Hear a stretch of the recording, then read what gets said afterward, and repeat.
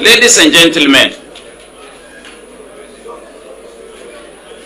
aspirants on the platform of the NDC, I want to start this topic by asking a question first.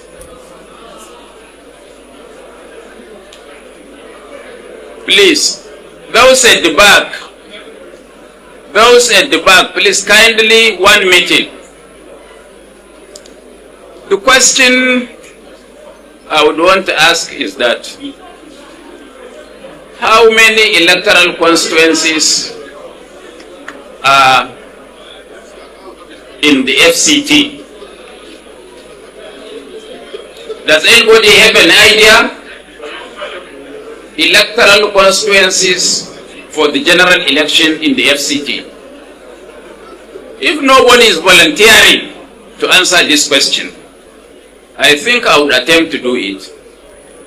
We have one senatorial seat and 2 federal constituencies in the FCT. One comprises of Amak and Buari. The other, the southern one, comprises of Gwagwalada, Abaji, Kuje, which other local government? Kwali. Now, the point I'm trying to make is that I learned as of today that there are about 4 aspirants vying for the Senate. I don't know, the number may increase before tomorrow or next tomorrow. And there are 17 aspirants vying for 1 federal constituency of Amak and Buari. Now, the question is, how many is NDC allowed to field in Amak Buari federal constituency? Only 1. So, out of 17, there would only be 1. It means 16 would be dropped or out of the race. So may I ask also, what do we expect the 16 that are not on the ballot to do? I'm saying this because you as aspirants have to do justice to yourself. And the party is faced with a Herculean task. What's that task? The entire electoral act was skewed to frustrate the opposition political parties. All of it. In fact, I dare say that the government of APC and the government of President Bola Ahmed Tinubu set up a committee long time before the bill was taken to the National Assembly to fashion an electoral act that would only be to the advantage of the APC. That was what they had done. And this could be proved simply here by saying that by the time the National Assembly deliberated and finalized on the draft electoral bill, within an hour, the president was signing the bill. Did he study that bill to know? So it means they have already a prepared bill before him. He was only waiting for what the National Assembly will do and he will assign. Now, what were the contents of that bill? One of them, which concerns this summit, is that you can only generate candidates through 2 ways. That is, through consensus or through direct primaries. And I'm in a position to talk on this because I am a victim. Maybe before I finish, I will launch an endowment from you people to help me pay a fine of 150 million naira that I was found to be guilty by a court in Kano for an event, direct primaries, that took place in 2011 as a National Secretary of the defunct Congress for Progressive Change.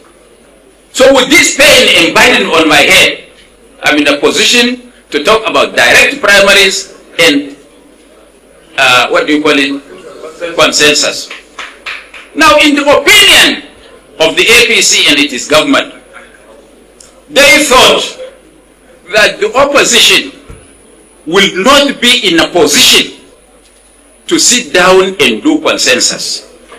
And if they can't do consensus, the only option open to them is to go and do direct primaries. Ladies and gentlemen, I want to say, without fear of being contradicted, that no political party or in the opposition can do a direct primaries and come out completely clean. It's not possible, because not that we cannot organize ourselves. What the APC wanted to do, when we go into the issue of direct primaries, they will send the facts as they had done in Kano in 2011, where 3 people were killed and about 57 people were hospitalized on that day. That was what led to going to court, and that was how I was fined as a National Secretary of the party 150 million naira. So, now,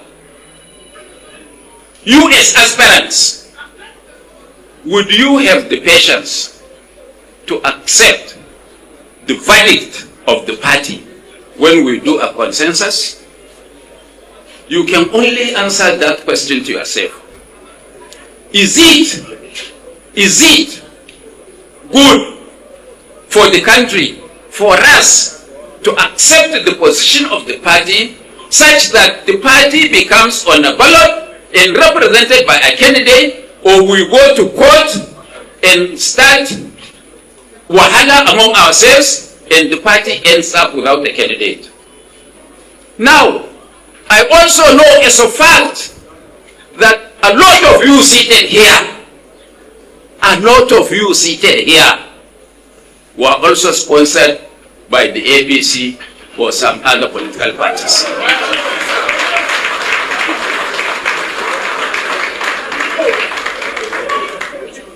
And what you are supposed to do for them is to say, I know, agree, and then the NDC does not fit the candidate. Would that be fair to the people of Nigeria? No.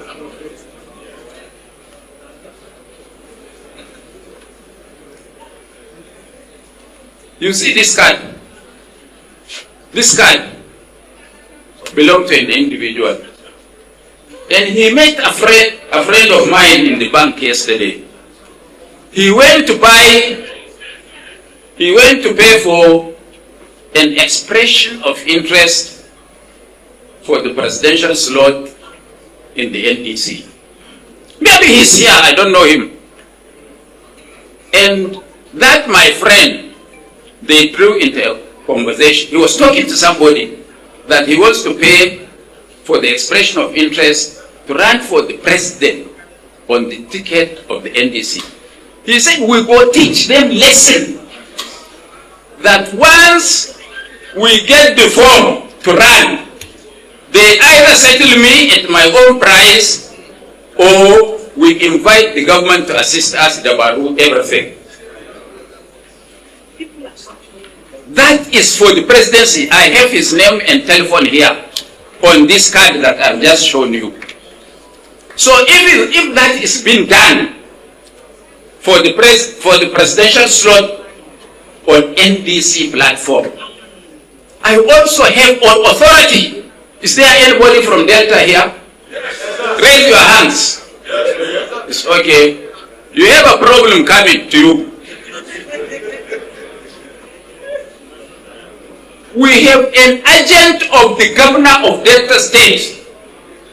His advisor came into the NDC and bought 5 slots for certain constituencies in Delta. Do you remember Delta in the 2023 election? Over 100 billion naira of Delta's people's money was spent on campaign. So now, maybe there are certain key constituencies that they want to buy expression of interest and nomination forms for, such that either no candidate emerges from those constituencies, or that they spend a lot of money in order to emerge candidates and just go home and sleep, such that we lose those constituencies. If we have this evidence for the presidential slot, and we have this evidence from Delta, what guarantee do we have that that is not also happening in other states of the Federation? So, you may ask, why is this man talking about all this? I have an interest. I keep on telling people that I'm over 75. I have no business in standing before you and talking to you about these issues.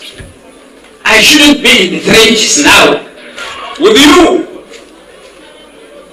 But I have children, I have grandchildren, and if there are not enough foot soldiers with knowledge to fight what is bad, maybe some of us who are old must take the AK and fight our way through for a better Nigeria. Now, having had this, I said there are 17 aspirants to the Federal House of Representatives in Amak and Buhari. Only one man will carry the flag of the NDC during the elections. I want to plead with you, all of you. I want to plead with you and tell you the bitter truth. This party, if there are officers of this party, they should know that they cannot afford to do direct primaries. It's not possible. If we attempt it, the NDC will end up without candidates for election. So we have to give and take. As I speak to you now, NDC is the most strongest political platform that can successfully challenge the APC and root it out of government.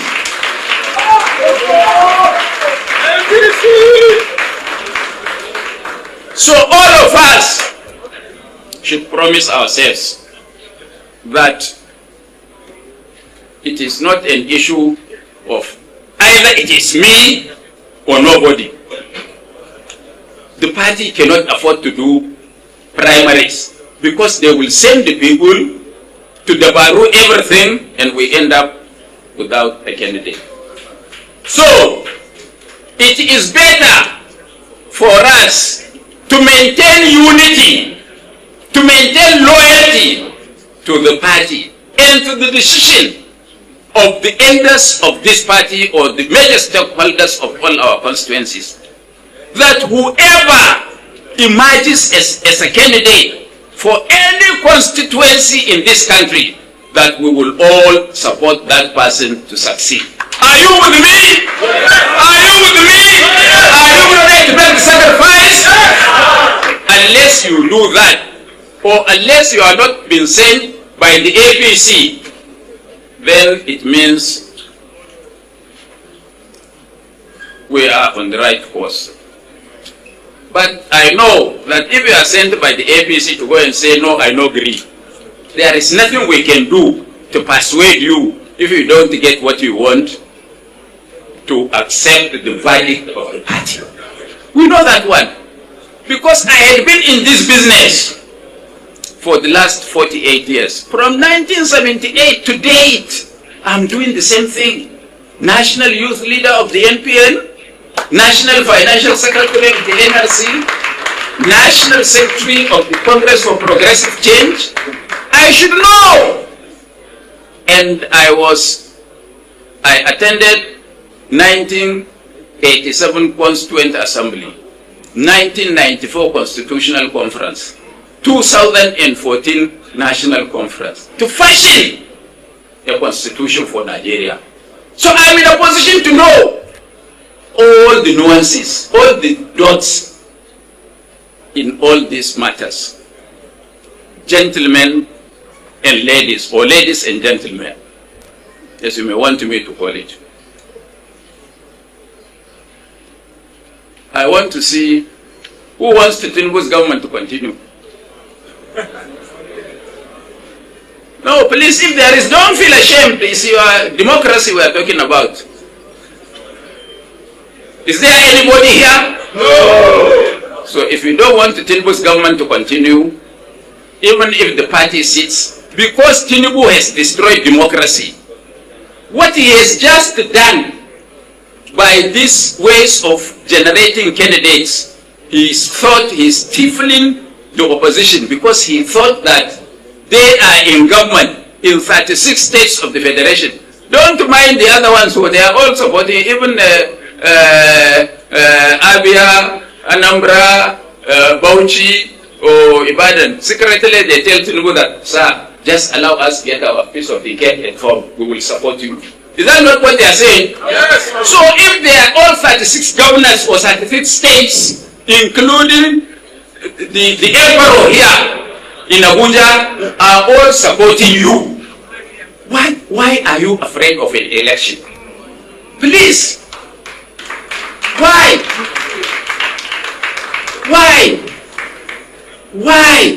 I can't understand.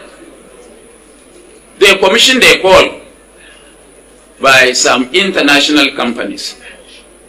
One of the results of the poll said that Tinubu will score 18% if the elections were done on that day. And the other one that was so generous to him, saying he will score 22% as at that time. And I believe that the graph of the popularity of APC and its government is sliding down the hill, not going up. So they will have no chance at all to win any election.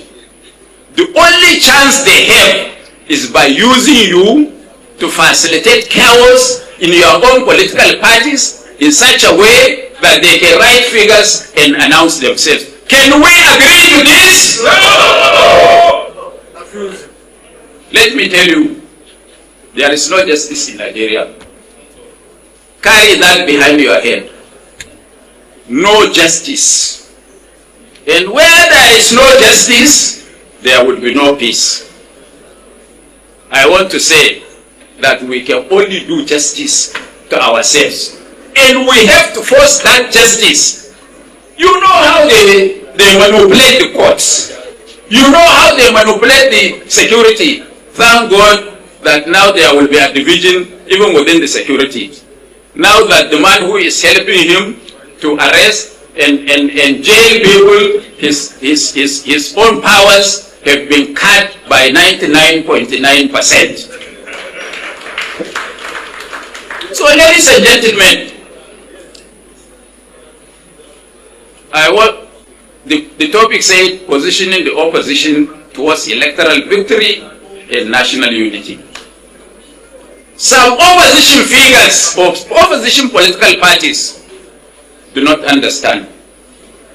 The coming of the NDC had brought a relief. NDC had brought a relief to the NDC, they may not understand.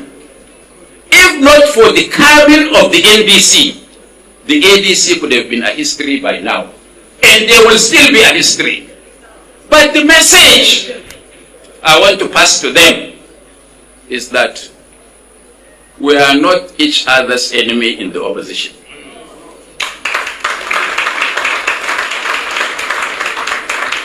We should be complementary.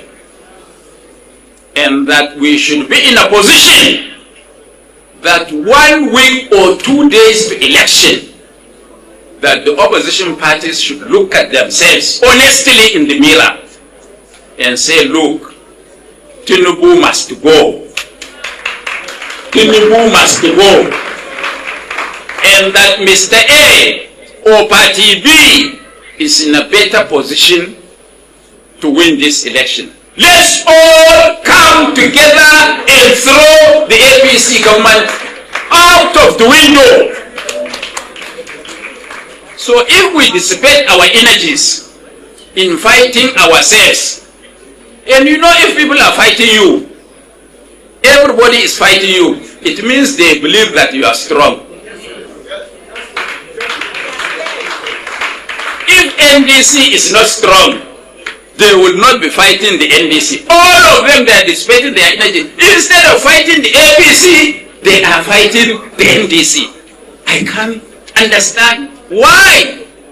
I can't understand. That shows you that the NDC is in the forefront of the opposition. And that the others have no chance. And that people should know that the judiciary is still holding the sword of the battle on the heads of other political parties. We are clean, newborn baby, without blemish, without that, without any. That is why we are the only political party that even without saying anything, we had settled for who will carry our banner at the highest level during the 2027 election. We should hang on to this, and it is a message to all of you aspirants at various levels of electoral contest that we must behave like what Peter Obi and Senator Rabiu Musa Konkoso are doing. They had agreed to work with each other and accept idiots like this postcard I showed you come to destabilize us. We would have a seamless convention where in a place like this room we will declare our president and vice presidential candidate and on the 1st of June we will be on the campaign trail.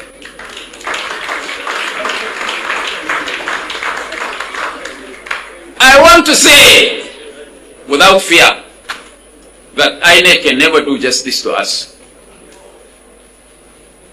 Maybe other commission members of INEC, definitely Professor Omopitan, that I thought was taken to make Okija Shrine to swear that he will declare Tinubu, can never do justice to you and me.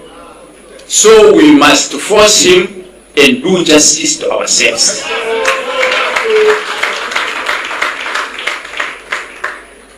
It's the only way. You know one thing. Me when they talk big here, I'm afraid to die.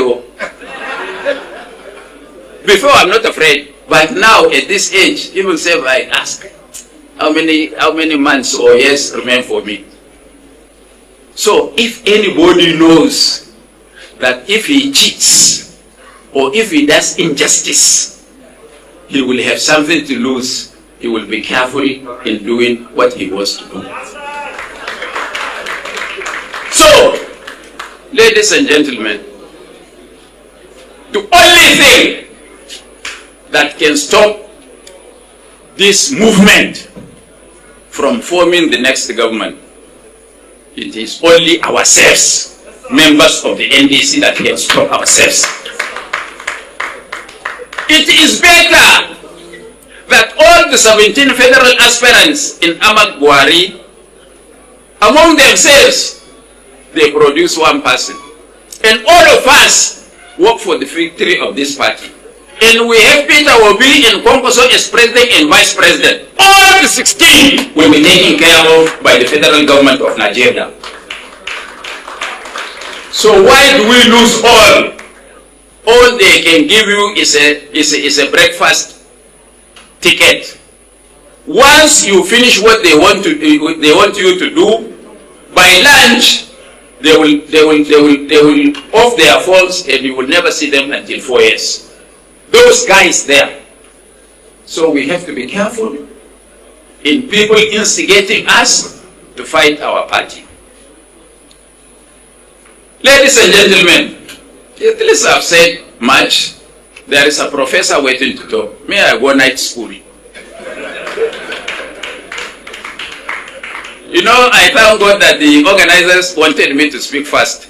Because if you allow a professor to speak, you people will not listen to me. And definitely, I have given some messages which ought to be registered in the minds of all our aspirants. The task ahead is not small. And I tell you that INEC cannot do justice to us. Unity of purpose within the NDC is where to go. And I can tell you why INEC cannot do justice. You know, the official campaigns are supposed to start October. Official campaign according to the Electoral Act. But APC had been campaigning since the second day Bola Tinubu became president of Nigeria. And nobody in INEC has got the lever to tell him that it is not campaign period. So, what is good for the goose is also good for the gander. Yes. We should also start. Why I didn't want us to start early is that the opposition does not run a marathon race, because you will get tired before the D-Day comes. So you do 100-meter sprint. Once you start, you have the energy to finish up.